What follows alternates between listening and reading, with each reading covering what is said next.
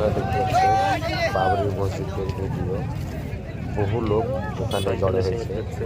একটা চাচা সাইকেলে করে ছেড়ে নিয়ে যাচ্ছে মসজিদে দেওয়ার জন্য। দেখতেছেন কত প্রচুর মানুষ হয়েছে। আপনারা দেখতে পাচ্ছেন বিশাল মানুষ, মানুষে আসছে না, লাখ লাখ মানুষ।